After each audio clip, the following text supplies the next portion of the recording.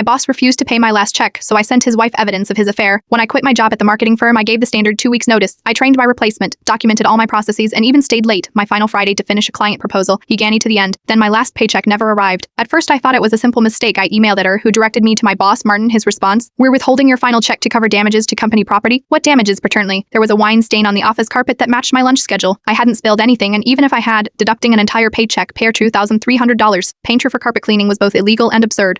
I called Martin. "This is wage theft," I explained calmly. "I need my check by Friday." "Sue me," he laughed. "Our legal team will drag it out until you are bankrupt." What Martin didn't know was that I had something he valued far more than $2,300. 6 months earlier, I'd borrowed Martin's laptop during a client meeting when mine crashed. He'd entered his password, his daughter's birthday per not very secure, and stepped out for a call. When I opened the browser to access our presentation, his personal email was logged in with explicit messages open between him and someone definitely not his wife. I hadn't meant to see them, but once I did, I couldn't unsee Martin telling his 23-year-old intern that he'd left his wedding ring in his desk drawer before their business trip to Miami. I'd taken Spirance before logging out per not for blackmail, but because Martin had a history of inappropriate relationships with interns, and I wanted evidence if one ever needed support against him. After his "sue me" comment, I weighed my options carefully. Going to the labor board was the right move legally, but it would take months. I needed that money for rent, so I created a new email account and composed a message to Martin's wife, Diane. I'd met her at company events, a kind woman who volunteered at animal shelters and deserved better. "Diane," I wrote, "I am sorry to be the one to tell you this, but Martin is having an affair with his intern. I've attached proof. I am sending this because he's also withholding my final paycheck illegally, showing his true character. You deserve to know who you are married to." I attached the Spirance but didn't hit send. Instead, I forwarded the draft to Martin with a simple message: